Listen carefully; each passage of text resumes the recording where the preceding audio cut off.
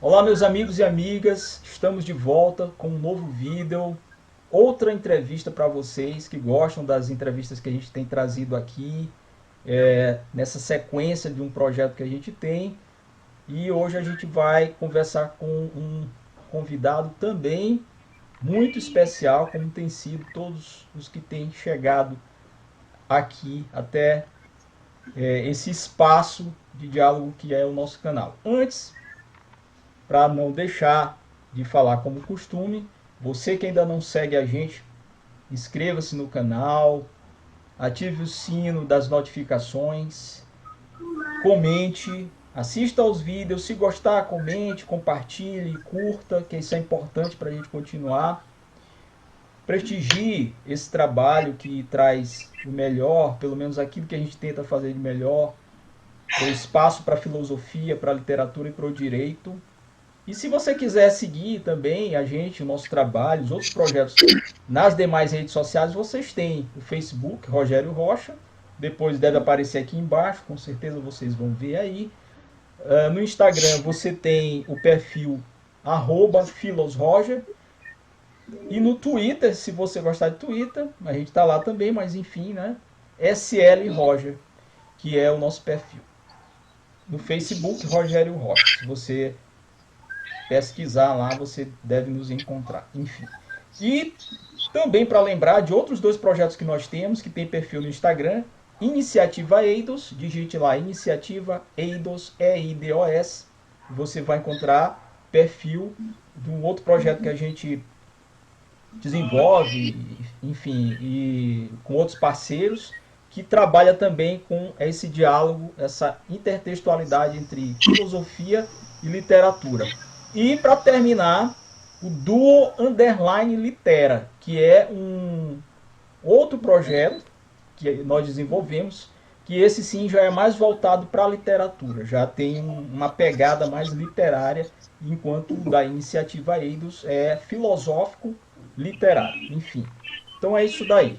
Lembrando mais uma vez que aqui no nosso canal nós temos várias outras entrevistas que vocês podem acompanhar, assistir e depois deixar as suas impressões, ok?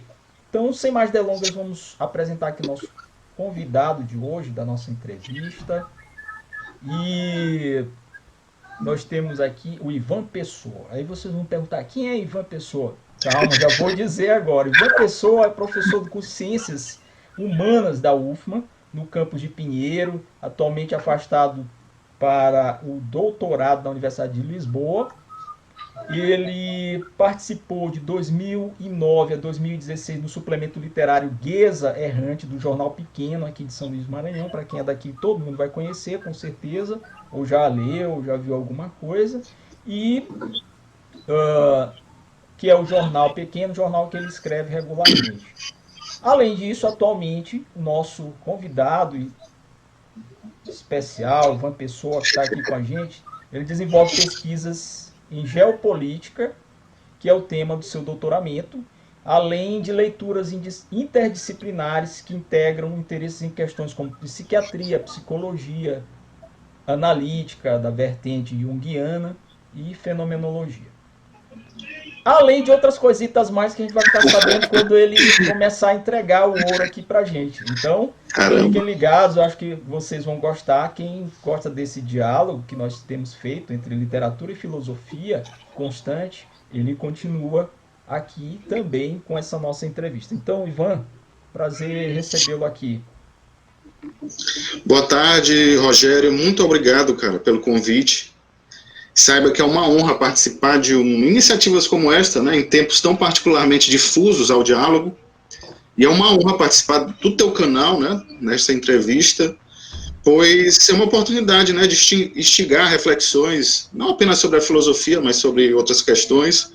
Portanto, muito obrigado e meus parabéns à iniciativa, tá? Muito obrigado. Para a gente também é uma honra, Ivan. Então vamos lá, começar agora aqui nosso bate-papo, né? E, quando foi que você começou a estudar filosofia? Cara, eu venho de um ambiente muito favorável no que diz respeito a isso, né? Afinal, meu pai é professor de filosofia da rede pública E desde cedo tive acesso a inúmeros materiais, a inúmeros livros, uns até sem nenhuma capacidade mesmo de apreensão, lia precocemente, enfim. E durante muito tempo, né, lendo esses livros, isso com 9, 10 anos, 11, eu li aquilo, mas não tinha muita compreensão, eu achava encantador essa dificuldade da filosofia. No que, por sua vez, a proporção que eu fui estudando mesmo, através da graduação, esse encanto ainda permanecia, essa tentativa de decifrar algo um tanto quanto complexo. Então, a beleza da filosofia, isso me parece desde criança, decorre também dessa dificuldade, dessa relativa dificuldade. Agora, a questão nuclear mesmo, e aí eu vejo um traço biográfico marcante nessa experiência filosófica desde a infância, foi que certa vez, ao sair da escola, passando pelo elevado da Coama, eis que de repente me veio uma questão que eu lancei ao meu pai dentro do carro. Eu tinha uns 12 anos. Eu perguntei a ele por que existem ricos e pobres, ou seja, por que existe a pobreza. E meu pai me deu uma resposta, né, articulando com hipóteses políticas e econômicas acerca da questão, mas ele desfechou o seu argumento dizendo que a questão da pobreza é uma questão, entanto, né, uma das questões insolúveis no que diz respeito à condição humana, mas ele desfechou o argumento dizendo que a questão mais insolúvel dentre todas as questões, que segundo ele é a questão filosófica por excelência, é a questão da finitude, a questão da morte.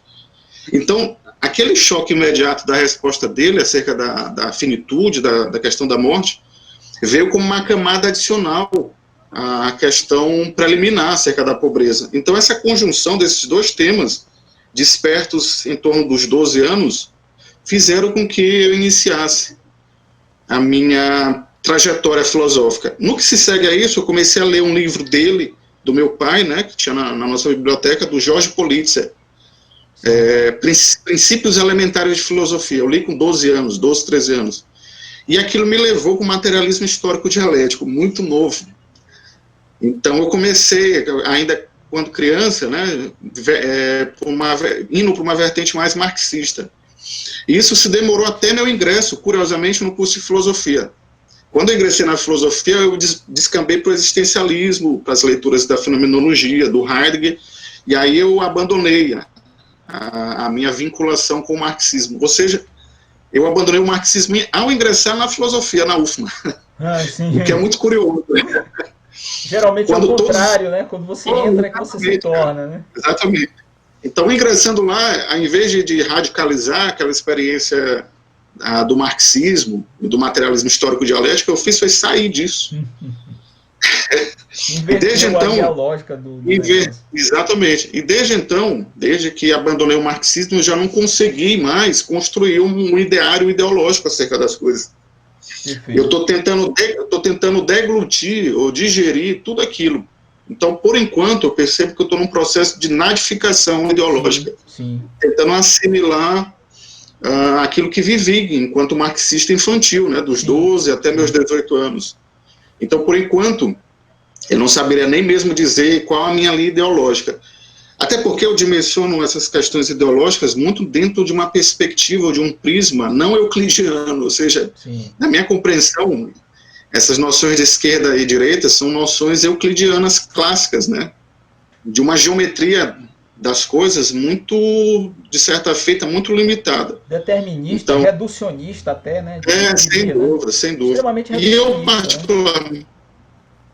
Sem dúvida, eu como leitor de Aristóteles, eu penso que a conceito acerca de algo não pode ser absoluto em todos os casos. Então, um princípio, né, qualquer que seja, ele não pode ser o mesmo nos mesmos casos, nas mesmas circunstâncias. Então, o cara ser de direita ou esquerda, ele num prisma, num plano muito absoluto, né, muito absolutista. Então, isso me parece, até agora, um tanto quanto limitante.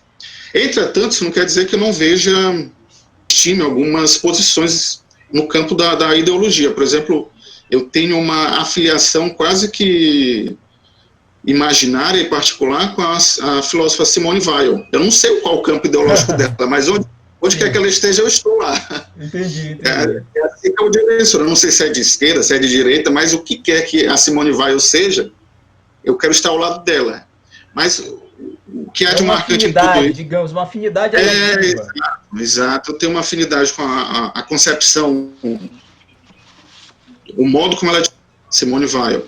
E é claro, né, muito também em função de uma perspectiva do cristianismo. Eu penso que o que no final das contas interessa são as cosmovisões, os modos como você dimensiona o mundo para além do seu tempo. E eu penso que o cristianismo como cosmovisão essencial é provavelmente algo que ultrapassa os limites desse absoluto ideológico. E é basicamente essa a minha posição. Eu me considero um cristão com certos limites de percepção. De fato, ainda não me voltei para estudar o cristianismo como deveria, mas como certa vez perguntaram para o filósofo Eric Voegelin se ele era cristão, e ele disse que tenta ser. Então é basicamente assim que vejo essas questões, do extremo ideológico ao extremo religioso. Eu tento ser, exatamente isso. Pois bem, Rogério. Então, por si só, essa posição já é uma posição inteligente, né? Porque sem você dúvida. não se vê enclausurado em modelos, em formas, em formatos pré-definidos, historicamente consolidados, que impedem você de ir além, de dar um passo para fora dessas estruturas, né? Só isso já é uma liberdade, já nos deixa já com um sentimento de liberdade maior. Liberdade de não ser nada, né? De não querer ser nada. Exato. Eu estudei com um português agora no doutoramento, né, no doutorado, e ele, em sala de aula, ele defendeu a tese de que ele era agnóstico em política. Eu achei aquilo muito interessante, numa vertente do John Rawls, enfim. E eu achei aquilo um termo muito inteligente, dizer, putz, eu sou um agnóstico em política, eu não tenho uma concepção de um absoluto. É assim que eu vejo, assim que eu dimensiono as coisas, desde a crise, né, com o marxismo, com a saída do marxismo indo para o existencialismo. Desde então eu já não consigo mais me afiliar ideologicamente e politicamente a nada. Tá? É assim que eu dimensiono as coisas na atualidade. Uma dimensão de liberdade, isso daí Sim, claro. Essencial para quem pensa, para quem olha o mundo. Exatamente. Obviamente, quem quiser colocar-se dentro de uma dessas estruturas e encontrar ali algo que faça sentido para a sua vida, tranquilo, mas essa dimensão do aberto, né, das possibilidades, ela é fundamental para quem quer olhar um pouco mais na frente. Então aí você já falou de algumas das suas referências de leitura, né, lá do início, falou da sua desconversão, né, do materialismo histórico, que é muito interessante, né? Você vai para a universidade, que é o reino do materialismo histórico, e aí você deixa de ser, você sai, né? Exatamente. Por si só já é um dado peculiar, muito interessante. E aí falou também dessas outras leituras que você foi fazendo ao longo do tempo, já falou aí da Weil, né? E da sua afinidade com ela, com o que ela pensa. E aí isso já nos encaminha para a segunda pergunta, que é qual é então, pelo menos daquilo que você tem observado, nesse panorama tão complexo que é o contemporâneo, né? Que é esse algo por ser que ainda não é, né? Essa desestruturação, esse fazer-se aí que a gente não sabe em que vai resultar, este fragmentário, esse não sistemático, enfim. Sim, claro. Qual a necessidade da filosofia hoje, então, dentro desse cenário tão caótico? Rapaz, Rogério, eu penso que essa questão ela esconda no mínimo umas 2 camadas de compreensão. Ela é uma questão aparentemente simples, mas esconde uma teia de complexidades acerca da necessidade da filosofia. Então, por que ela tem uma dupla camada? Ela tem uma camada de ordem mais pessoal, que é onde se inicia todo o processo filosófico por excelência, mas ela também tem uma camada adicional, uma camada que resulta como consequência dessa primeira, que seria a camada histórica. Então, essa dupla camada, ela se estabelece numa certa tensão. Então a filosofia surge numa esfera eminentemente pessoal, com desdobramentos na cultura, num contexto histórico decisivamente marcante. Agora, para lançar luz acerca dessa questão de maneira até mais lúdica, fazendo uso daquilo que os portugueses adoram, que são os experimentos mentais, né? Sim, sim. Eu gostaria de instigá-los através do seguinte experimento mental, da seguinte situação. Imaginemos que um homem ele tenha que tomar uma decisão o mais rápido possível, pois a sua residência, os 3 andares de sua casa estão sendo tomados, né, por um incêndio. Então, o critério que ele estabelece de imediato é ou ele vai embora, deixando tudo para trás, ou ele procura subir o mais rápido possível e salvar aquilo que ele puder salvar, né? Então, no primeiro andar, por exemplo, ele encontra objetos sem nenhuma importância. No segundo, ele encontra objetos com relativa importância. Entretanto, no último, ele encontra algo que provavelmente jamais veria novamente. Então, aquilo que ele deixa para trás, se encontra no primeiro e no segundo andar, sendo facilmente substituível, pode ser suprido por outra coisa equivalente. Já aquilo que ele arrisca a própria vida, e só encontra no último, onde as chamas são mais intensas, é tão escasso que se torna um bem substituível, um bem sem equivalentes. Então, dessa forma, diferentemente do que ele deixa para trás, a esse bem maiúsculo, este homem daria a própria vida sacrificando-se por estimá-lo como insubstituível.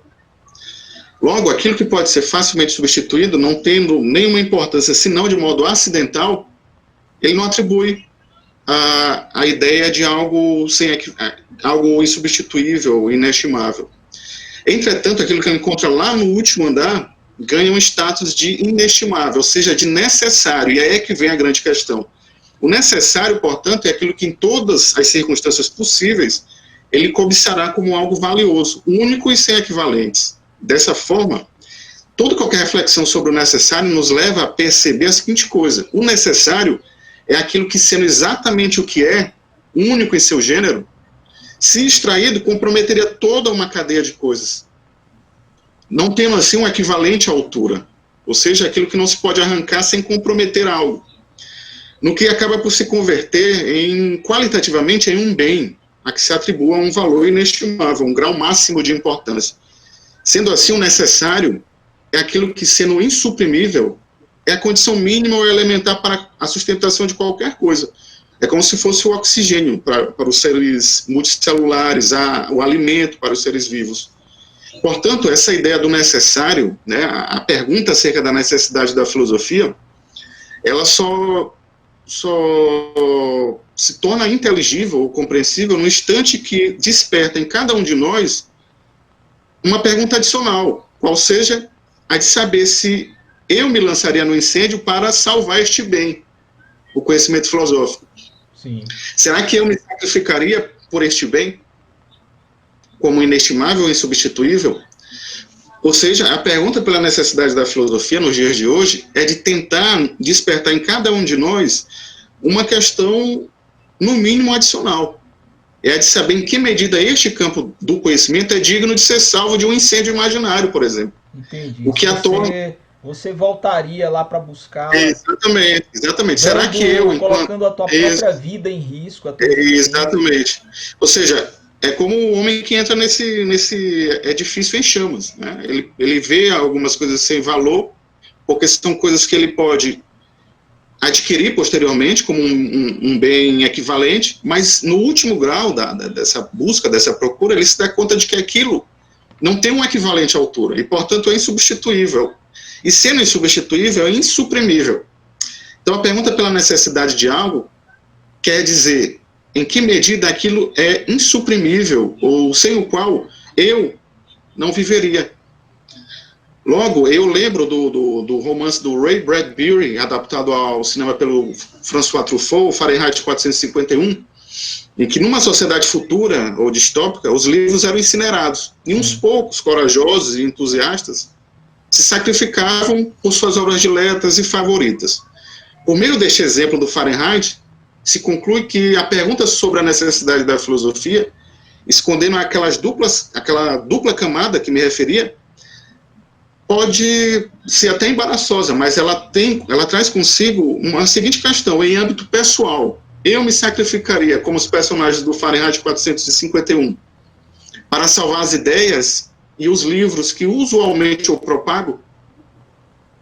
Eu atribuo um grau de importância tal às ideias que propago, tomando-as como ideias que sem as quais eu sequer existiria como um indivíduo, sequer compreenderia a minha condição? Então, em outras palavras, é como se eu perguntasse, através desse experimento mental e a recordação do Fahrenheit 451, é como se eu perguntasse, você estima suas ideias lidas em seus autores preferidos como o seu próprio oxigênio? Então, isso revela o caráter, ou a camada mais estritamente pessoal da reflexão sobre em que medida a filosofia é necessária, sendo neste primeiro nível, nesta primeira camada, tomada como uma condição mínima ou elementar, ou de importância vital àquele que a propaga.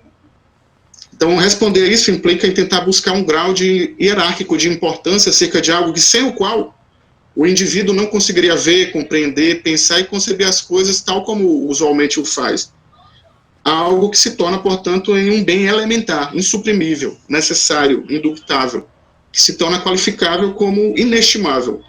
Portanto, perguntar pela necessidade da filosofia quer dizer, em outras palavras, avaliar em que medida este campo do conhecimento possui ou pode ofertar tanto um impulso vital, mínimo que seja, a partir do qual alguém está disposto a morrer em seu nome, e como um qualitativo, uma qualidade, como um bem insubstituível, inestimável, em nome do qual alguém a busca ou a procura como algo único, né, excepcional, como o seu próprio oxigênio, a sua razão de ser. E nesse sentido, eu recordo o caso emblemático de Sócrates, pois ele preferiu renunciar à vida que põe em xeque a validade virtuosa de sua própria filosofia. Inclusive, orientando-se neste exemplo socrático, Platão, né, o seu discípulo, não apenas escreveu o diálogo Fédon acerca da imortalidade da alma, como atribuiu à filosofia uma preparação para a morte. É como se fosse o conhecimento elementar daquele que se impulsiona ao sacrifício de si mesmo em nome da verdade última.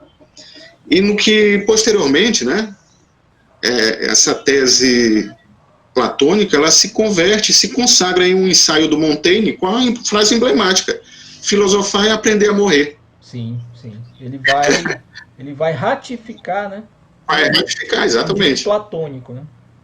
Exatamente. Filosofar é aprender a morrer, em outras palavras. É basicamente isso. Então, a necessidade deste conhecimento cresce à proporção que o indivíduo se dá conta, e daí a camada pessoal, de que, de fato, ele está se encaminhando para algo que não apenas se tornará um meio intelectual para obter certas verdades, ou apreendê-las, mas se torna igualmente um impulso que enobrece a sua trajetória, a sua busca.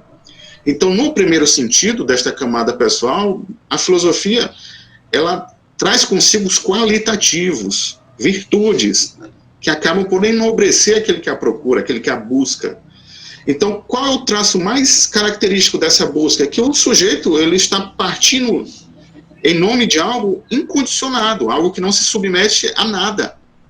Então, ele está dando provas de que ele está em busca de algo sem nenhuma expectativa futura material, sem nenhuma expectativa de bonificações financeiras. Ele está partindo em busca de algo por ser exatamente aquilo que é. E aí é que advém o caráter de sua necessidade.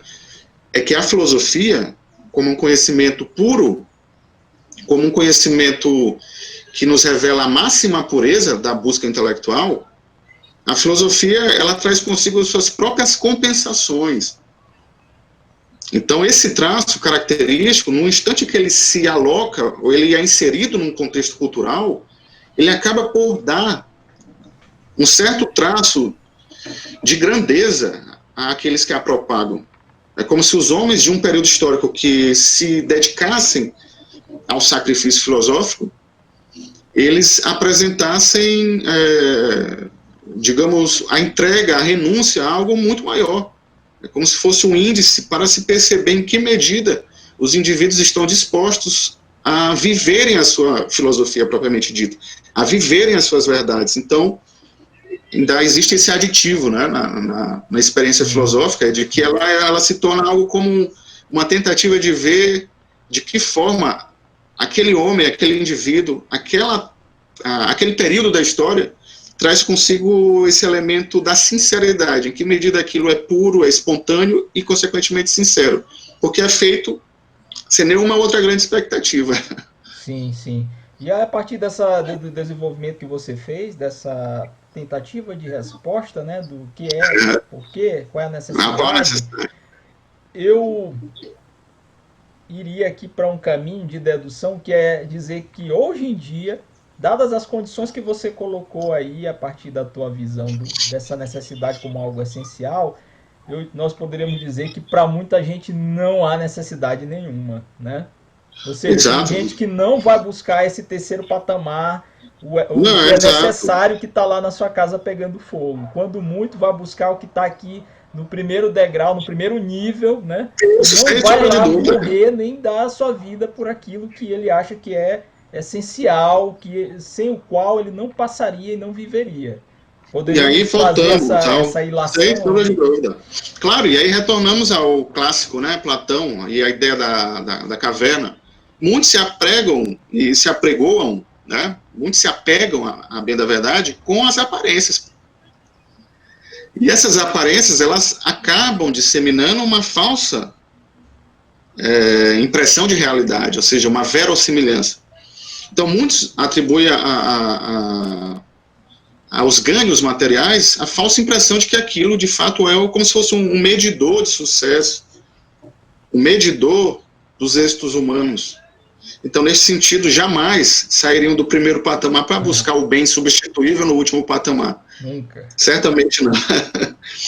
E bem aqui me parece, de maneira decisiva, né, e inclusive eu afirmaria sem medo de errar, que em âmbito estritamente pessoal, uma filosofia só se efetiva ou se afirma quando o próprio estudioso ele está disposto a se sacrificar por ela, pois ao fazê-lo ele dá provas de que a tem como um modo mínimo de se conduzir, que dando testemunho dos seus próprios atos, não é refém ou dependente de nada que a condicione, o que a torna um bem estimável porque é reflexo de uma existência que a vivencia, ou seja, de que não é um devaneio, uma vaidade qualquer, mas é o exercício de uma verdade vivente e real.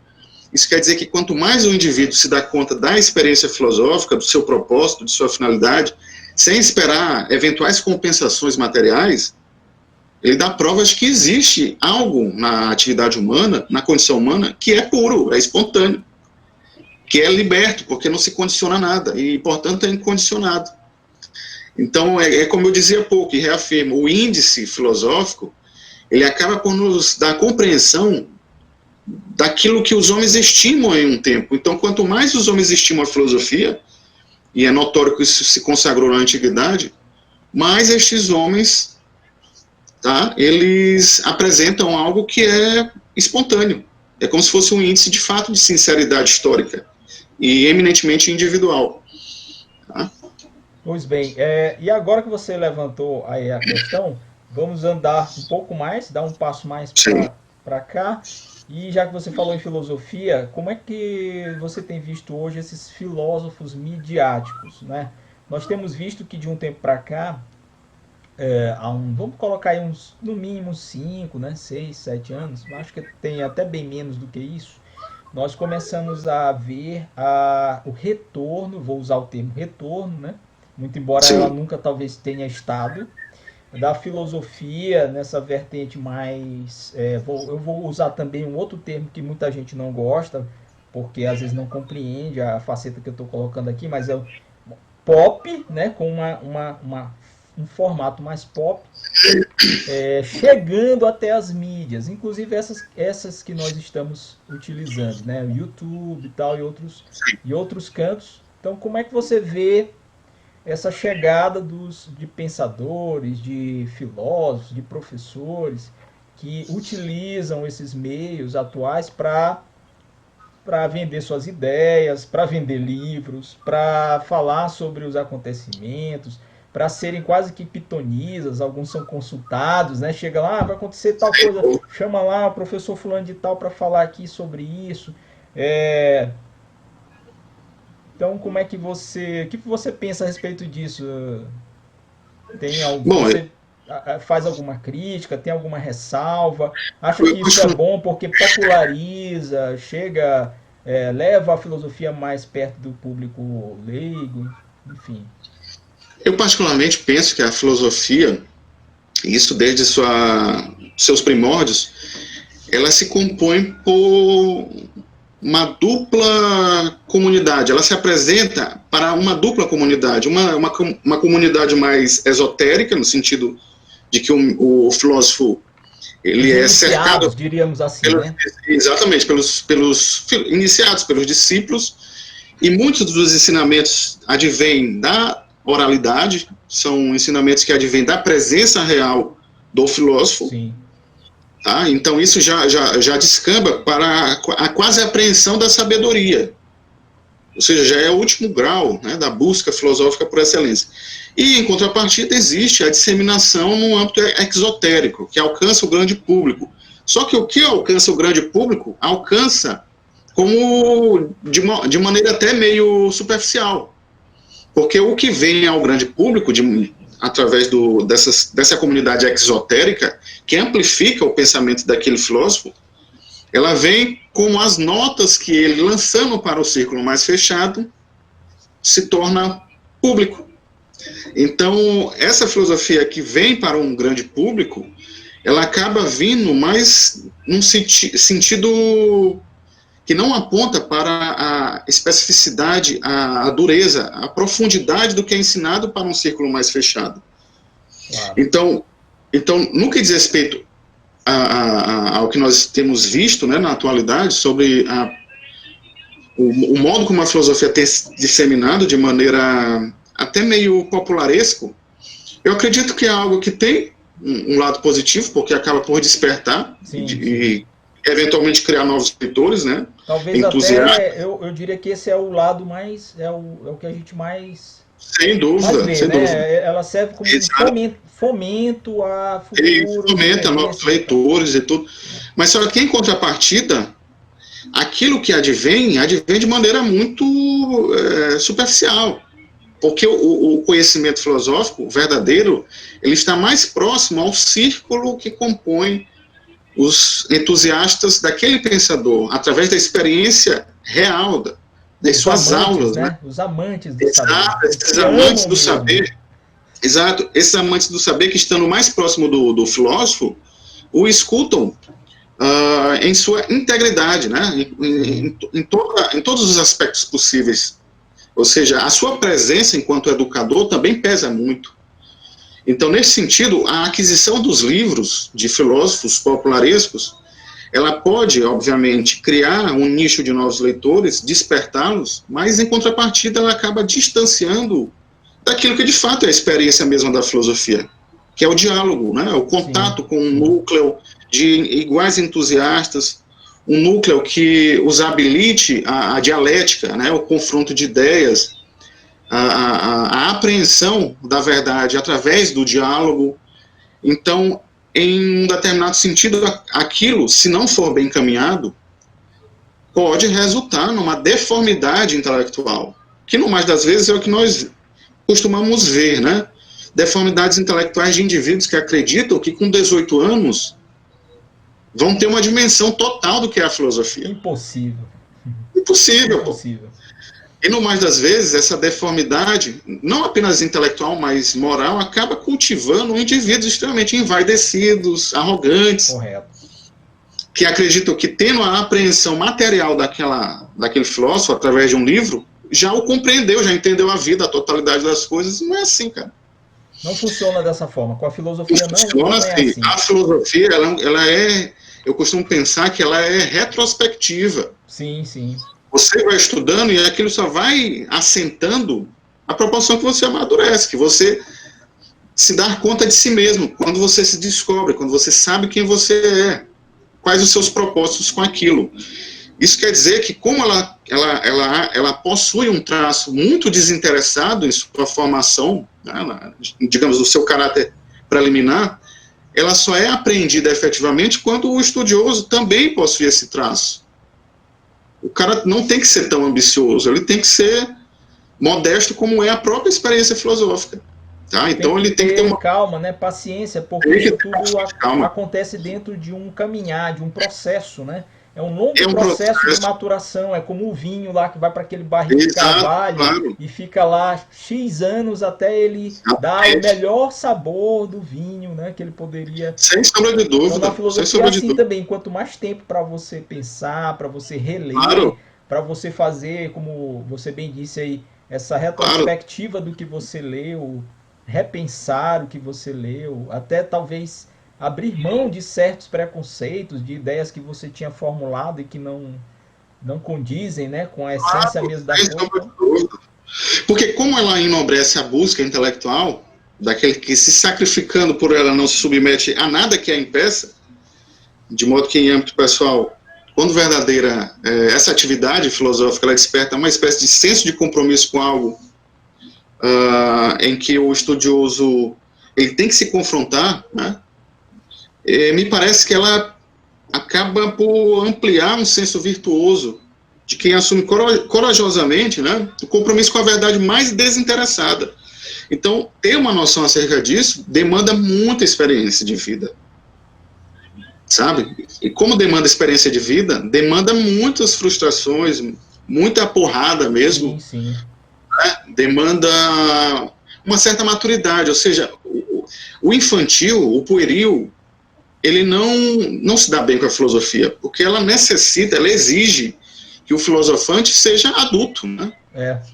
Inclusive, Ivan, se você prestar bem atenção, nós que já lemos, que somos formados em filosofia, mas até mesmo o público que é interessado, se você começar a buscar as biografias dos pensadores, você vai ver que, muito embora alguns deles tenham começado cedo esse trajeto, mas você vai ver que o melhor da sua obra, ou o ápice desse buscar, dessa busca que você denominou aí, e que é um dos leitmotivs da filosofia, é buscar, só vai acontecer quando ele já é um homem maduro, ou velho, ou idoso. Muitos deles, né, se for o próprio Heidegger, né, vamos pegar só o Heidegger aqui, a gente olha aquela foto do Heidegger idoso, de um homem já, né?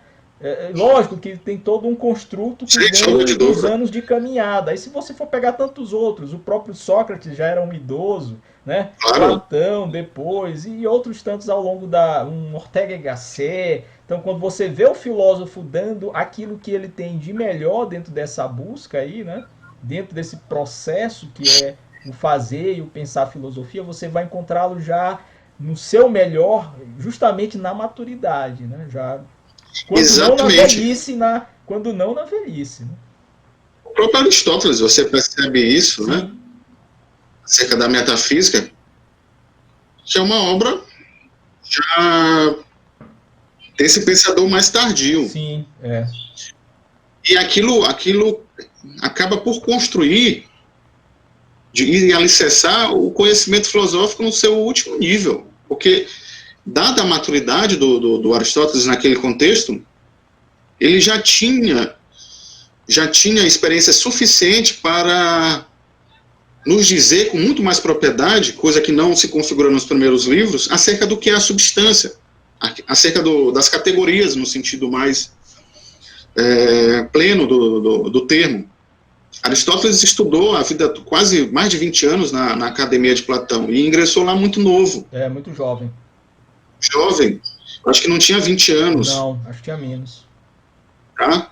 Então, você percebe nos primeiros estudos do Aristóteles, você percebe que há noções que ainda não tem aquele rigor necessário, que só muito posteriormente vai se tornar inteligível, vai se tornar compreensível. Ou seja, há também uma certa maturação que acaba por impregnar aquela filosofia. E isso é uma marca característica de todos os grandes filósofos, né? É diferente das outras atividades, que você pode ter uma certa precocidade. E a própria história da literatura, da poesia, da música nos apresenta isso. Você vê grandes músicos como o Mozart, né? Sim, Mozart. Mozart era um talento desde criança. Prokofiev, o russo, também era um talento desde criança. A primeira sinfonia do Prokofiev foi composta quando ele tinha menos de 10 anos. São os famosos Então, extra-série, né? Fora de série. exatamente. Então, por exemplo, o Rimbaud produziu toda a sua grande literatura, que já é um anúncio da modernidade mesmo, da poesia moderna, produziu com 17 anos. Bem jovem. Jovem Era um depois. prodígio, no caso aí. Esses aí são prodígios, né? Depois se pôs a peregrinar, porque ele percebeu que para ele dizia, né, que escrever poesia era quase que orgânico, era muito natural. Mas ele havia percebido também que o viver era muito mais importante, que de fato era o que interessava, né, a experiência mesma da vida. Então ele acaba por abandonar a literatura. E o mais engraçado é que a irmã do Rimbaud, que é a única da família a vê-lo antes de morrer, ela só sabe que o irmão era poeta porque lê no jornal. O leito de morte. Olha só o grau de importância que ele dava para a poesia, né? Depois de ter nenhuma, né? Ele vivia a poesia, né? Exatamente. Depois de escrever o que escreveu com 17 anos, com extrema e perplexa precocidade, ele decidiu viver e abandonou aquilo. Enfim, então, diferentemente desses saberes, desses conhecimentos, que no mais das vezes você vê em outros campos do conhecimento, na filosofia você não tem esse traço da precocidade. Você pode ter o lampejo, você pode ter a forma, mas o conteúdo propriamente dito, ele advém com a experiência. Só depois de muita demora, de muita espera, muita angústia, muito envolvimento, né? Muita demora. Sabe por quê, Rogério? A filosofia ela é marcada por aquilo que eu chamo de círculo da certeza. Então pode perceber, todo grande filósofo ele tenta marcar esse círculo da certeza. E esse círculo da certeza, ele advém de um princípio que, sendo um princípio, não possui nenhum pressuposto. É uma verdade evidente. Tá?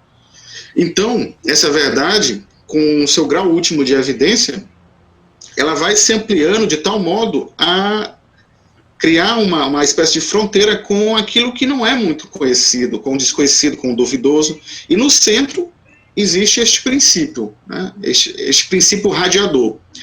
Então, a certeza filosófica, que é o que o filósofo estima e busca, né? Essa verdade com o seu grau último de evidência, ela só é apreensível à proporção que o filósofo se dá conta de si mesmo. Que ele tem uma noção clara de quem ele é, qual a posição dele num dado contexto, numa dada circunstância. Então, este princípio que ele está a todo custo buscando, só pode surgir no instante em que ele se dá conta de si mesmo. Sim.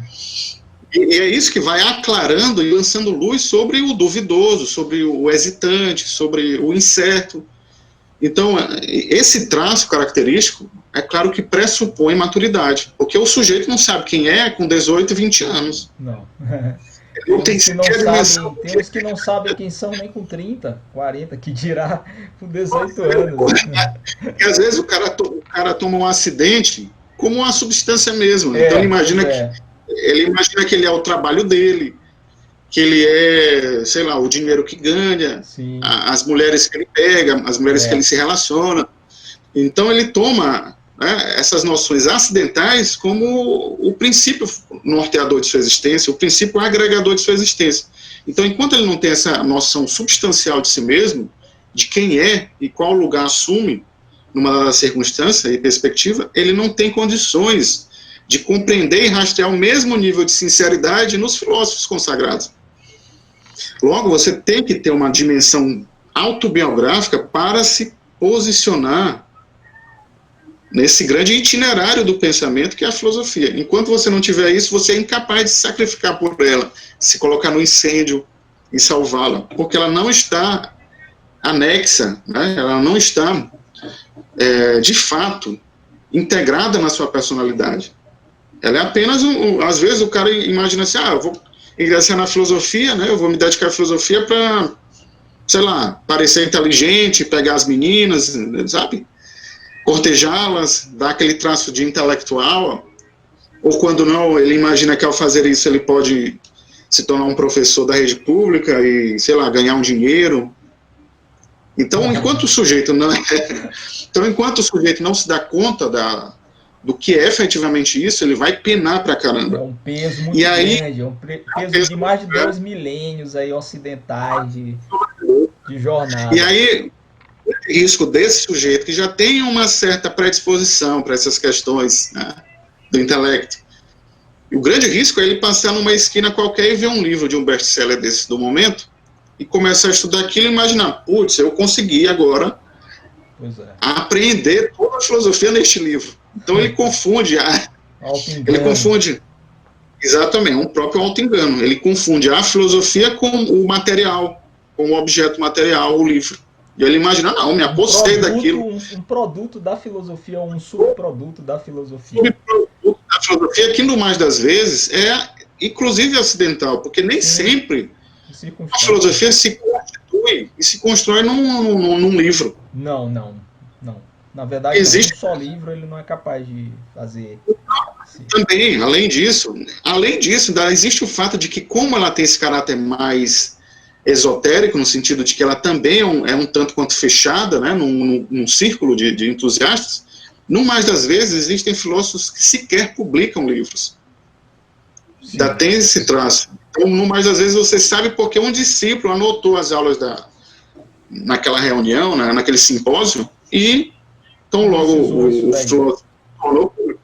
Então ainda existem isso. O Leibniz, por exemplo, ele não tinha a sistematicidade filosófica característica de um Kant. Então ele ia escrevendo notas acerca de seus estudos e ia deixando aos montes, né, em sua biblioteca. E posteriormente aquilo foi reunido e deu a grandeza monumental de sua obra, tá, que se pode ser encontrada. Mas a filosofia nem sempre ela resulta ou se objetifica, né, num livro, numa publicação. Enfim. Então é isso. Ivan, agora vamos falar sobre, já que a gente está falando sobre estudo, queria te perguntar como tem sido a importância, qual foi da formação do estudo fora, né? Quando você sai do Brasil, sai do país, para dar continuidade a esse processo longo que a gente tem de formação, né? Parece que não acaba nunca, na verdade. Qual foi o marco disso para você, a importância, o que te trouxe de transformador, assim, dentro da tua visão de mundo, que a gente sabe que isso transforma muito a gente, né? Todo mundo quando deveria fazer um dia essa experiência de sair do seu país e estudar a partir de um outro olhar e de uma outra cultura para depois voltar, né?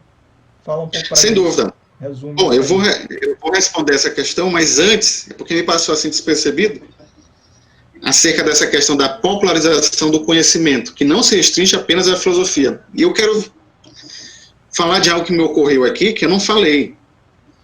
Em 76, um sociólogo francês chamado Raymond Boudon, ele tentou estudar, pesquisar, o porquê que a educação francesa estava em franco declínio.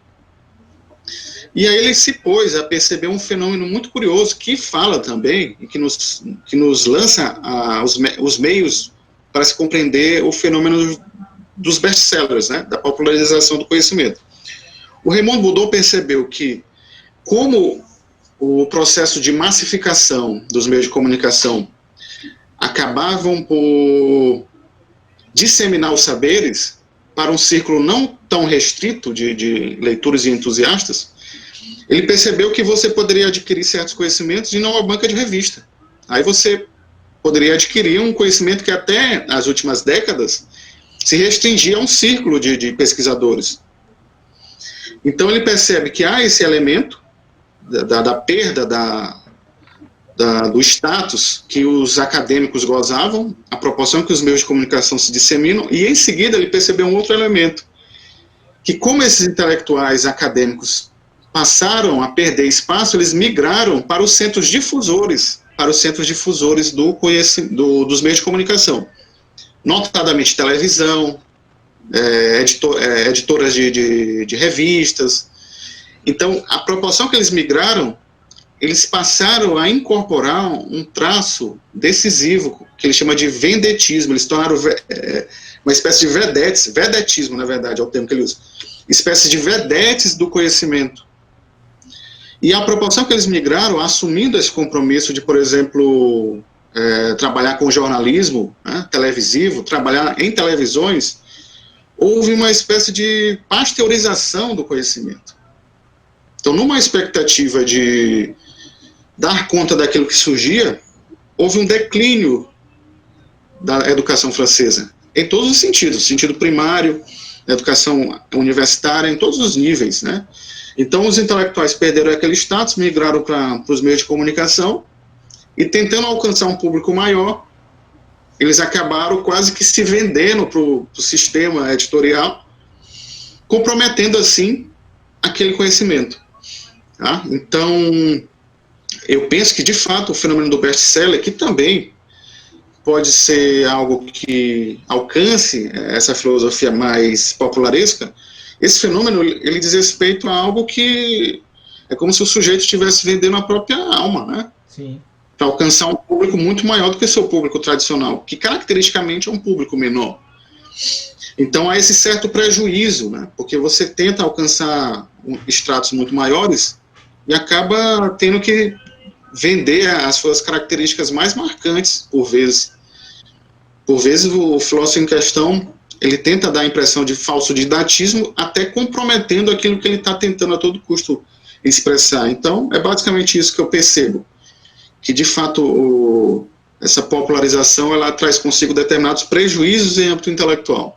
Agora, no que diz respeito à tua pergunta sobre a experiência de estudar fora, bom, eu penso que tem sido decisivo para mim, porque algo que tu bem sabes, afinal tu moraste em Portugal, é que os portugueses têm uma capacidade lógica e objetiva de contemplar as coisas que é assombrosa. Verdade. Então, por exemplo, quando você conversa com um português, sobretudo no âmbito acadêmico, você percebe que ele tem uma capacidade de apreensão e assimilação das coisas Muito que, no grande, mais das vezes, muito ampliada, né? Muito ampla. muito ampliado, que, no mais das vezes, no nosso caso brasileiro, é quase que tolhido, dado o fato de que nós dimensionamos tudo em termos passionais e sentimentais. Sim, sim. A gente racionaliza pouco e a gente emocionaliza tudo, né? Quase tudo emocionaliza. Exatamente.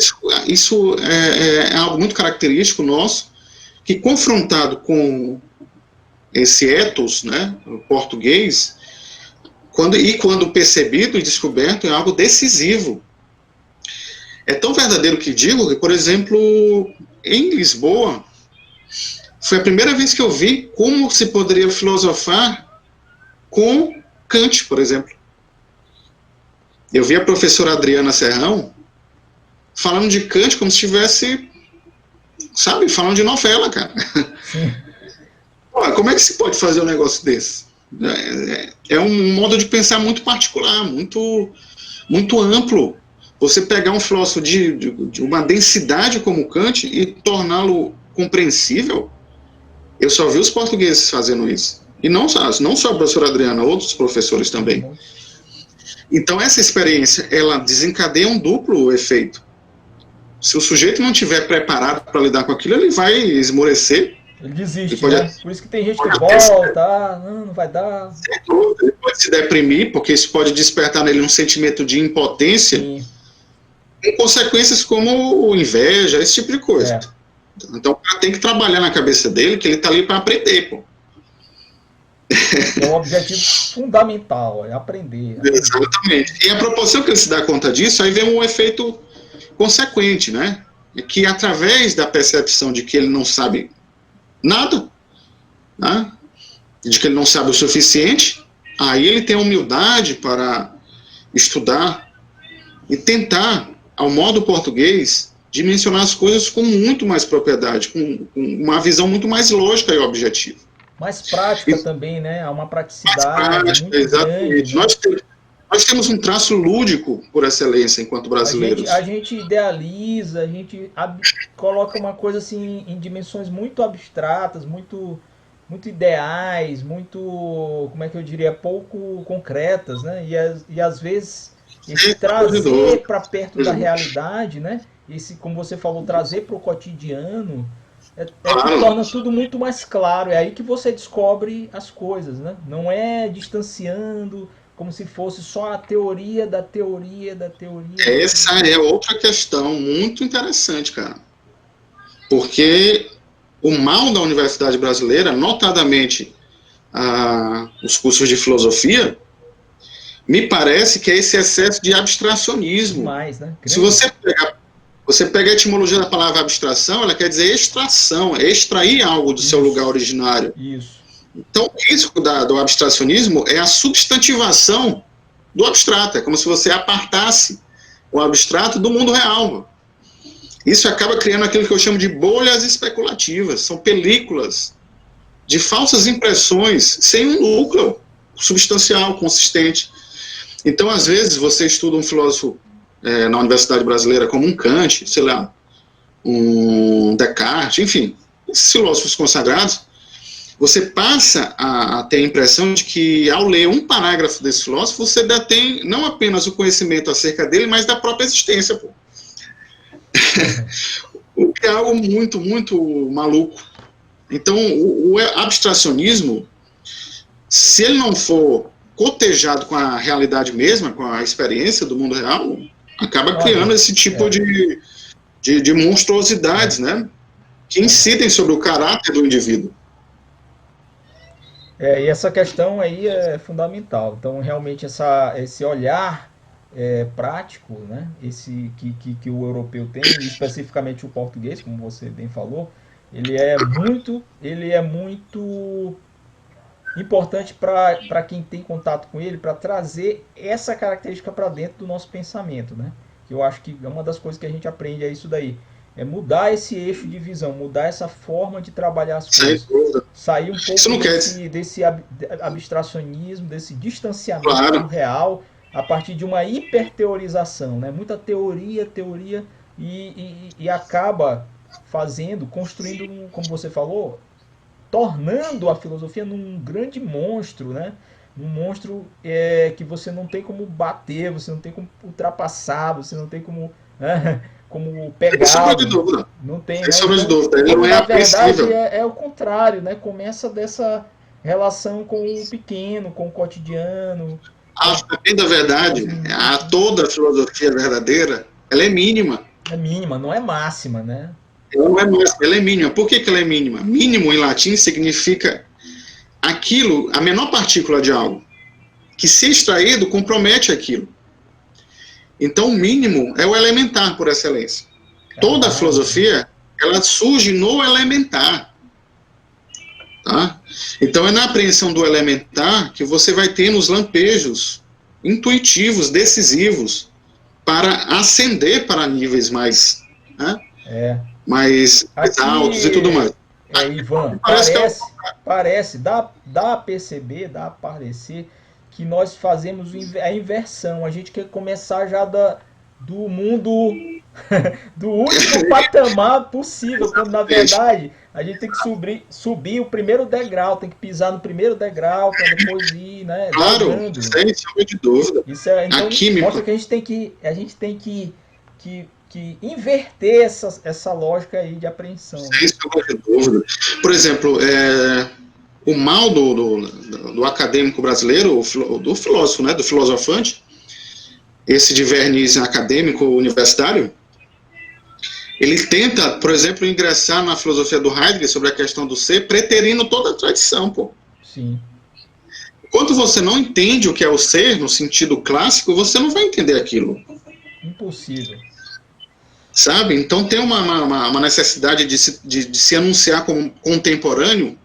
Uns até propagam a tese de que são pós-modernos, e essa tentativa de estar passo a passo com os grandes centros europeus e a recepção dessas ideias desses grandes centros acaba fazendo com que o acadêmico brasileiro ele queira a todo custo dizer que ele está se posicionando no mundo naquele momento, naquela hora, e ele está lendo e recebendo aquilo em caráter quase que imediato. Sim. Então ele tem uma urgência de se posicionar muito grande, que acaba comprometendo. Outro erro, né?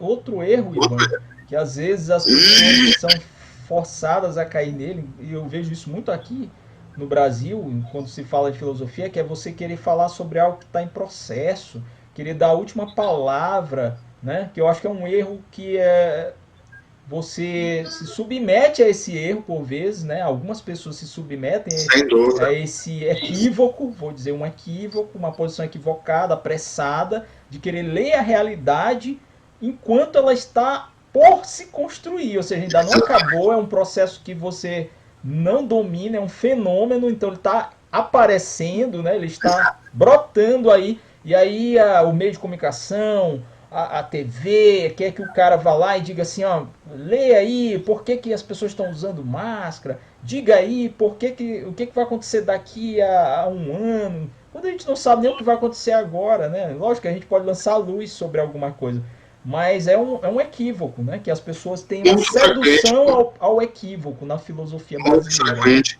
Isso decorre daquilo que o Raymond Boudon apontou, que eu falava há pouco. Essa migração, esse trânsito para os meios de difusão acabam empastelando os saberes. E a filosofia ingressa nisso também. Nós Sim, temos ela grandes cai, né? filósofos. Ela cai nessa esparrela, nessa Nós roubada. temos inúmeros filósofos televisivos Então, aí. Nada contra, exatamente. nada contra. Eu também não tenho Você nada, pode, mas eu vejo muito isso você também, pode né? fazer muito bem. Você pode Sim. difundir a filosofia de maneira popularesca, pode, com toda certeza. Mas você tem que ter talento para isso. Agora, muitos se posicionam na televisão falando de coisas assim, De estapafúrdias, que, tudo, como tu né? bem De notaste, tudo. estão em curso e acabam comprometendo o encadeamento das coisas. Sim. Então, me parece, e aí esse insight eu tive em Portugal, de que o modo como a filosofia é orquestrada e disseminada nas universidades brasileiras se assemelha à seguinte coisa. Imaginemos um curso de educação física. Nesse curso de educação física, os alunos têm aulas sobre natação, por exemplo. O professor vai, sei lá, projeta um slide sobre a natação. Os músculos que ela desenvolve e tudo mais, os efeitos sobre os órgãos. E os alunos estão em sala de aula recebendo o conhecimento no âmbito teórico acerca da natação. E eles passam, vamos supor, 2, 3, 4 anos estudando aquilo. Aí, de repente, um aluno pode perguntar, professor, mas quando é que vamos praticar isso que nós estamos Quando é que adquirindo nós vamos teoricamente? cair na água? Quando é que nós vamos para a Exatamente. água? Entende? É como se você estivesse falando de algo que não se efetiva. Sim. E às vezes Só nunca se efetiva, né? Tem umas coisas nunca que se nunca se efetiva. efetivam. Né? Por quê? Porque a maneira de um nadador, o modo como essa filosofia é repassada é de quem está nas bordas da piscina e tem receio de se lançar na Na piscina. piscina. Para aprender a nadar na realidade. Tá? Ou seja, em ato. Aqui não se aprende a Nadando. Ou nadar. seja, eu vou aprender a nadar nadando, me Aqui não se afogando, aprende. engolindo água, como todo mundo. Né? Com os riscos naturais do processo, se afogar, enfim, engolir água. Engolir água. Então você aprende a nadar aqui, no quadro negro, né? Exatamente. Ó, primeiro você põe o braço assim, depois exato. você coloca a mão, tem que estar nessa posição porque ela vai entrar e vai cortar a água. Exatamente. E aí você vai puxá-la. Ele vai descrever, não, porque o nadador tal, o teórico tal da educação física, diz que traz tais efeitos. Diminui os riscos de doenças cardíacas. E assim que é o processo, cara. Então cria, consequentemente, um excesso de abstracionismo que acaba por substantivar o abstrato, aquilo que você extraiu, entendeu? O conhecimento, propriamente dito, de ordem filosófica, só se dá se o sujeito se pôr na piscina mesmo, nadar, aprender a nadar nadando, pô. Então isso implica que ele tenha a dimensão de certos problemas e que ao dimensioná-los, ele tente fazer uma espécie de impressão daquilo que se sabe sobre aquele problema, do que a tradição considerou sobre o problema, quais as luzes essa tradição lançou sobre aquele problema. Então, por vezes, aquilo só se efetiva quando você passa a se integrar no problema em questão. E filosofar necessariamente implica em uma série de riscos. Você tem que sair das bordas e se lançar no torvelinho mesmo, tá? Dimensionando problemas da realidade. Enquanto não se fizer isso, você não aprende a filosofar. E foi exatamente isso que eu percebi entre os portugueses. Eles falam da tradição, a maneira do que se fala aqui, da história da filosofia, mas sempre inserindo notas genuinamente filosóficas. Então você pega a história da filosofia e insere notas filosóficas, lampejos e intuições esclarecedoras que são igualmente filosóficas. Então não é só falar com a impressão de, sei lá, de Tomás de Aquino sobre o ser e o ente. A noção de verdade em Tomás de Aquino não é isso. É você falar da noção de verdade filosofando sobre ela, ou seja, trazendo-a para um problema da realidade. Tá? Então, essa prática ela só pode se dar num processo perene, que acaba atualizando aquilo que aparentemente é ultrapassado, aquilo que já passou. E, obviamente, só pode se dar em ato, ou seja, em atividade. Enquanto não se dá em atividade, ela fica teorizando sobre as bordas da piscina, os riscos do afogamento, enfim. Desse jeito. Bem, Ivan, agora a gente vai passar para literatura. Vocês que estão aqui conosco até agora, agradeço muito. Não se esqueçam, deixem seu like, comentem, inscrevam-se no canal, compartilhem nossos vídeos. Agora a gente vai falar de literatura. Mas antes da gente falar da literatura em si, desse diálogo, desse olhar do filósofo e da filosofia sobre a literatura, eu quero resgatar, eu quero retomar, eu quero jogar luzes sobre um acontecimento que talvez você que esteja neste momento, neste ponto do vídeo, assistindo aqui essa nossa conversa, ouvindo, talvez não conheça ou não saiba de todos os detalhes. E principalmente para quem é aqui de São Luís e é aqui do Maranhão. Eu vou falar de um acontecimento que tem ligação com o nosso entrevistado e diz respeito também a um famoso poeta maranhense. Eu estou falando do saudoso Nauro Machado.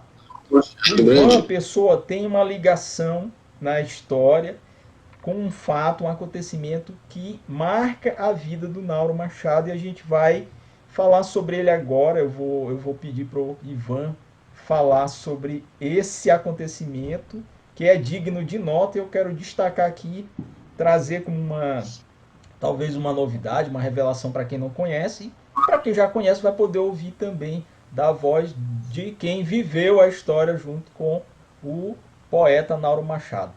Primeiro, Ivan, qual foi essa tua relação com ele? Eu queria que você falasse sobre o doutor honoris causa, né? O título de doutor honoris causa que a UFMA deu ao Nauro Machado pouco antes dele falecer e que partiu de uma proposição sua. É verdade isso? Sem dúvida. A minha relação com o Nauro se inicia em meados de 2012, 2013 e decorre, obviamente, do trabalho desenvolvido no Guias Errante, né? E Nauro era muito amigo do professor Alberico e fez essa ponte, essa intermediação. E num desses lançamentos de um dos livros dele, dos últimos 4, 5 livros, eu tive a oportunidade de ir ao lançamento, que foi o Pó dos Pósteros, Província, o Pó dos Pósteros. E lá eu fui apresentado a ele, enfim, aí criamos uma relativa amizade, né? Trocamos telefones e aí passamos a nos falar constantemente. Sempre, quase sempre, assim, semanalmente nos falávamos.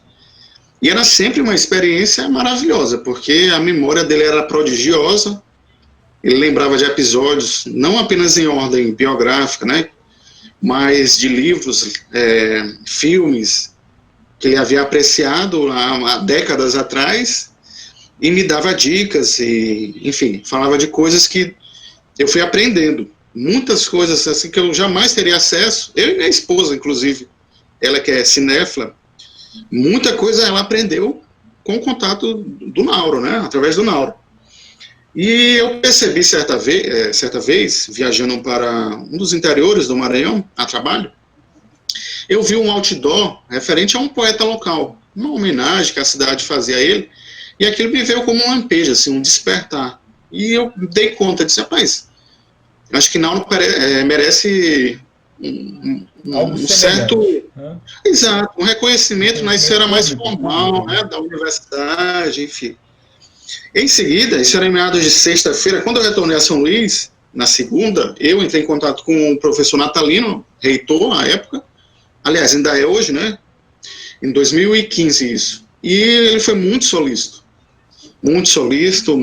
de imediato topou. Só que Quando eu ia saindo da sala, ele disse, Ivan, vem aqui.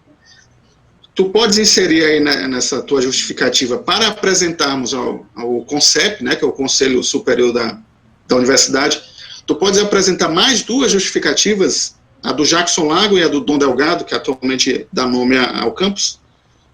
Eu disse, não, tudo bem. Isso era na sexta, a reunião do CONCEP seria na quinta. Então eu teria pouco menos de 3 dias aí para escrever a justificativa. Logo, eu entrei em contato com o meu ex-aluno, né, o Adonai, que é um cara excepcional, enfim, dispensa apresentações, é um dos nossos gênios nativos, e o Adonai topou escrever parte da justificativa do Nauro comigo. E aí, eu acho que 2 dias depois, eu levei a justificativa para o professor Natalino. E na quinta ele levou para o CONCEP e unanimemente foi aprovado, as 3 concessões. E, em seguida, entramos em contato com o Nauro. Ele não quis o prêmio, ele não quis receber de imediato. Houve uma certa resistência e dificuldade. Bem típico do Nauro, né? Ele não gostava dessas coisas. Ele não gostava. Ele tinha uma certa... Ele era avesso. Ele era avesso, muito. E aí, em seguida, eu entrei em contato com o professor Alberico, um grande professor, Alberico, a quem deixo aqui o meu registro de gratidão, porque sem ele eu não teria ingressado sequer no GUES, enfim, uma pessoa que muito estimo, considero bastante. Então o professor Alberico é que me deu essa força e fez o meio de campo, né, intermediou e convenceu o Nauro a receber. E foi, digamos, uma experiência única. O nosso amigo Clay, que se fez presente junto com a Adonai, inclusive ele tem uma participação interessante nisso, que ele gravou um vídeo que ninguém tem. Porque, veja bem, as TV locais, eu vou já passar a palavra de volta para você. Claro. As TV locais mostraram, obviamente, no dia que ele recebeu lá, né? Ele lá, sentado à mesa, né? Lá, com as cerimônias toda. Mas foi bem rapidinho, aquela coisa de poucos minutos ali que a TV passa. E ele estava lá te acompanhando, não era isso? E ele fez um vídeo gravando a fala do Nauro, que foi a última fala do Nauro, assim, pública, né, gravada, no dia que ele recebe, né? Não, o Clay, ele gravou, mas quem gravou e lançou no YouTube foi a minha esposa. Ambos gravaram, mas ela jogou. E, de fato, é a última fala do Nauro. E o Clay, depois, foi me dizer, cara, isso aqui foi incendiário, isso aqui foi uma apresentação do Jimi Hendrix, cara. Porque, de fato, foi muito intenso, foi muito vivaz aquilo. Foi um processo mesmo de transfiguração, de transubstanciação. Não apenas pela concessão, mas pelo texto lido pelo Nauro, que foi, cara, assim, um nocaute. É como se ele tivesse em revide a tudo que ele passou na cidade de São Luís, de todas as dificuldades mesmo, né? De todas as portas fechadas. Então, apesar de ser um texto com relativo amargor, peso existencial, tinha uma densidade poética, uma beleza única. Então, aquilo, de fato, consumou assim, um processo incendiário de ver um poeta vivo se posicionando acerca de uma questão marcante de sua vida, né? E, de fato, foi uma experiência única.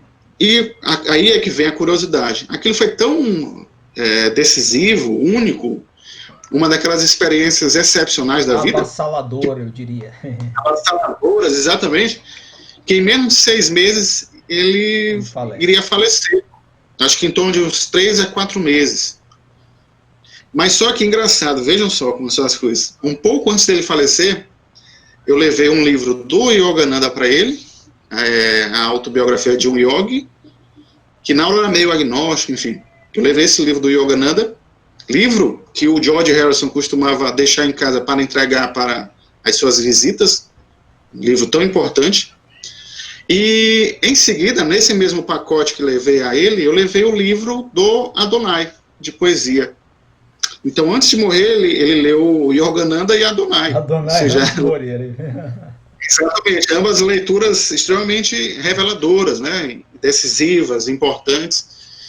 Enfim, e me parece, ainda não tive contato com Adonai há algum tempo, né, mas me parece que o Nauro, ele escreveu alguma coisa, ou falou, me parece que ele esboçou algum comentário acerca da obra do Adonai, né, porque de fato tem se revelado uma promessa, ter muitos bons frutos a dar, não apenas a São Luís, mas ao Brasil e ao mundo.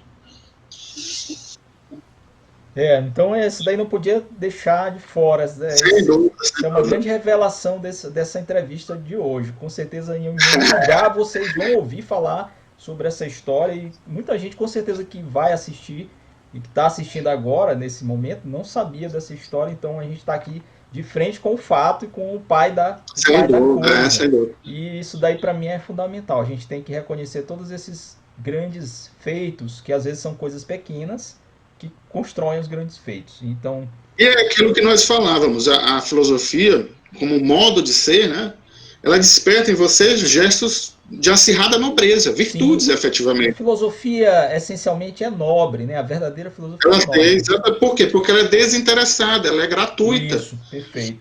Logo, ela traz consigo um estado adicional de graça, tá? Graça mesmo no sentido de gratuidade. Então eu fiz isso como um gesto espontâneo mesmo, porque eu percebia que ele necessitava de um reconhecimento público e notório da universidade. E de fato é engraçado porque ele foi o primeiro poeta a ser agraciado com este título na UFMA. O que é mais importante ainda, né? O que é mais importante ainda. Mais importante ainda. Exatamente. E, enfim, a gratidão que você reserva a alguém é um dos gestos mais excepcionais e nobres que se pode ter, uma dessas grandes virtudes cardeais, digamos assim. Sem dúvida, sem dúvida. Isso é a filosofia. Então, Ivan, agora a gente vai encaminhar aqui, já que a gente entrou na literatura, como é que você tem visto essa questão da literatura hoje, escritores, escritoras, esse ofício de escrever, essa área aí tão cheia de altos e baixos? Você acha que a filosofia lê bem a literatura, que o nosso olhar ele é capaz de ir onde talvez a própria literatura não vai? Fala um pouco pra gente sobre a tua relação com a literatura. Às vezes eu costumo pensar no Baumgarten, né? O pai fundador da estética. Isso, da filosofia.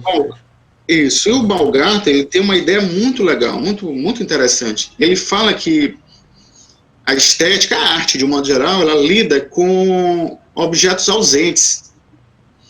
Então você vê, por exemplo, um objeto. A supressão desse objeto se converte em imagem. E, posteriormente, em imaginação.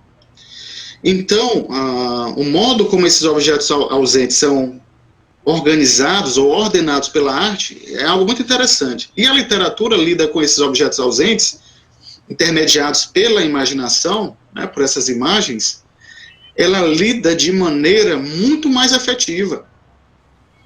Porque ela leva esses objetos ausentes, que por sua vez são análogos, né, de experiências potenciais, ela leva ao extremo do expressivo.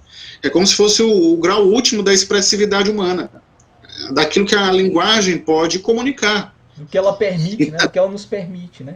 O que ela nos permite. Limites, né? Que também tem muitos limites. Exatamente. Então, por exemplo, a música, ela revela a arte no estado puro, porque ela liberta a imaginação e a imaginação cria um domínio particular, um continente para si. Mas na literatura, a linguagem, tá? ela alcança o nível do expressivo. A imaginação, a bem da verdade, alcança o nível do comunicável. Então ela tensiona até esse limite. E isso é muito interessante.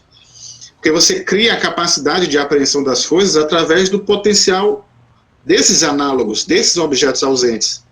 Então, por vezes, você lendo, estudando a literatura, um romance, você pode criar uma grade de compreensão, ainda que preliminar, acerca das coisas. Ou seja, o próprio Mauro já me dizia, certa vez, de que a noção sobre o mal está muito bem radicada e muito bem descrita em Dostoiévski. O próprio poeta W.B. Yeats, o irlandês, ele dizia que a grande literatura versa sobre o mal.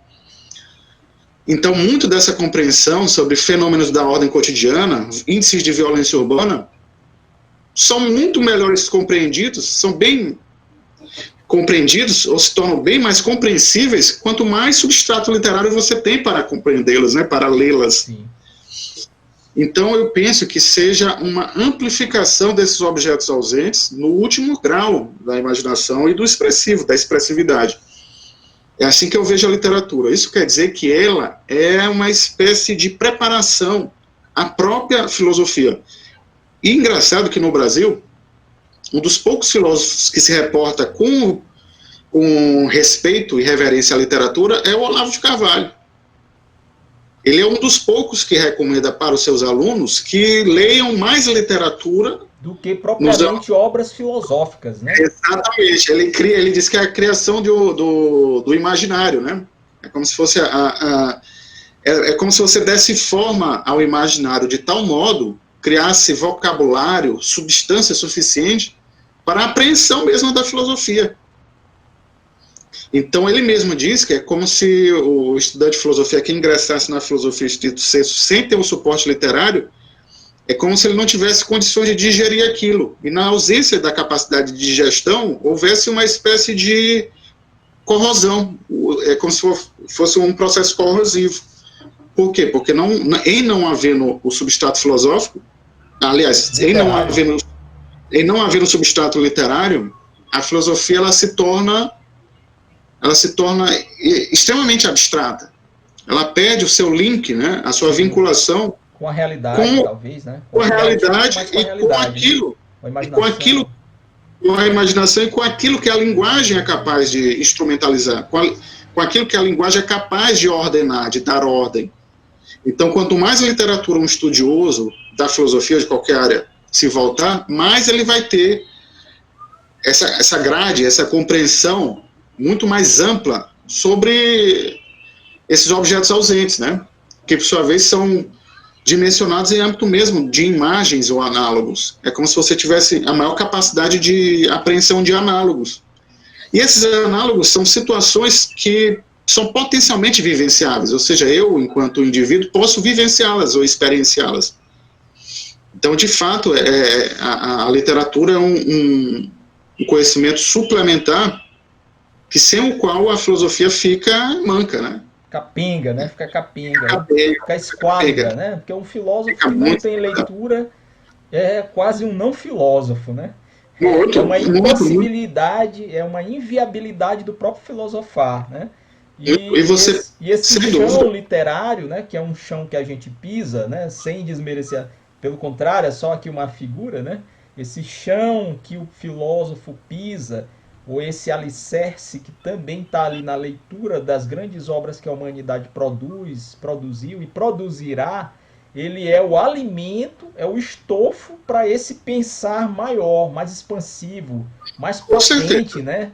Por isso eu gosto sempre de fazer esses links entre literatura e filosofia, justamente por isso aí, né? Porque é uma chave essencial para as duas coisas, para a boa filosofia e para a melhor literatura. Ou seja, a grande literatura ela também tem muito de filosofia implantado nela lá. Está lá no DNA, nas células. E, por sua vez, o pensamento humano, né, e aí vai até mesmo extrapolando a filosofia estrito sensu, né, a psicologia, outras áreas, bebe desse manancial da cultura, né? Como lembra Freud lá que citava, né? Então, buscar também é um pensar a cultura que vem também por essa via que você bem falou aí, né? Desse expressar da literatura, né?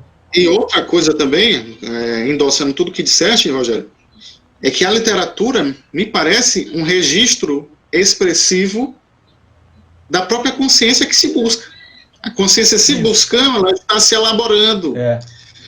Então, a história da literatura é também a história sobre o modo como a consciência se constituiu no decurso do tempo, né?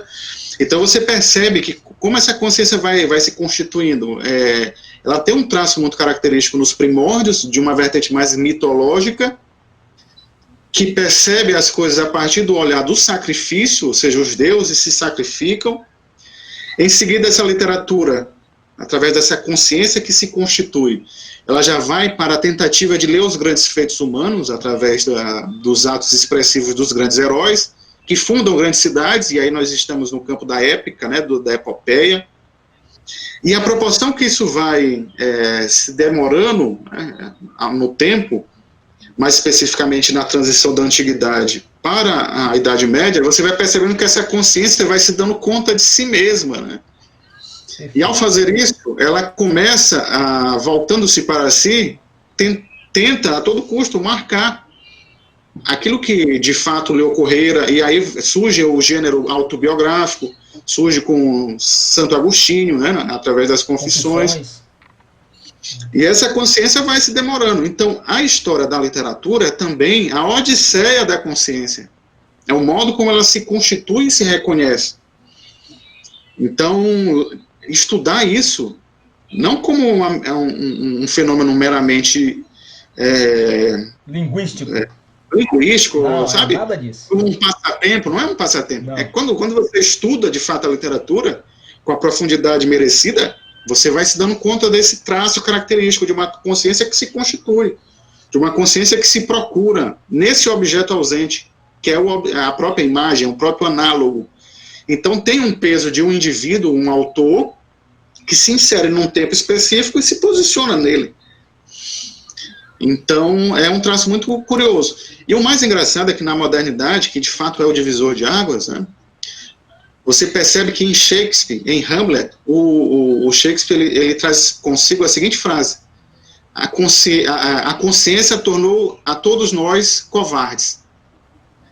Ou seja, é como se a modernidade inaugurasse a capacidade da consciência ver-se a si mesma e, vendo-se e reconhecendo-se, amedrontar-se por isso, né? É como se houvesse um processo de contínua percepção de si que traz consigo uma série de consequências. Posteriormente, isso vai sendo reconfigurado, você já vai ver uma literatura muito mais psicológica acerca dessa consciência. Em 1830, por exemplo, com a publicação de O Vermelho e o Negro, do Stendhal, você já vê uma outra análise dessa consciência. Ele já é muito mais invasivo. E isso, posteriormente, né, abre a possibilidade do realismo, como Gustave Flaubert, enfim, que já vai dissecar essa consciência, com Honoré de Balzac, que já vai fazer descrições dessa consciência, e de fato o Balzac, que é provavelmente um dos grandes retratistas do seu tempo, até o extremo disso que surge com a dissociação da consciência, que é essa consciência difusa, né, dos grandes surrealistas, dos grandes beatniks, né, desses literatos mais, digamos, contemporâneos. Você já não vê mais essa consciência, você já vê um fluido, ou um fluxo contínuo. Kerouac, né? Aquele pessoal. Kerouac, exatamente. Você já vê um frame. Burroughs, William Burroughs, exatamente. Piradão. Isso. Engraçado, isso vale até considerar. Né? Os outsiders. Os outsiders, exatamente.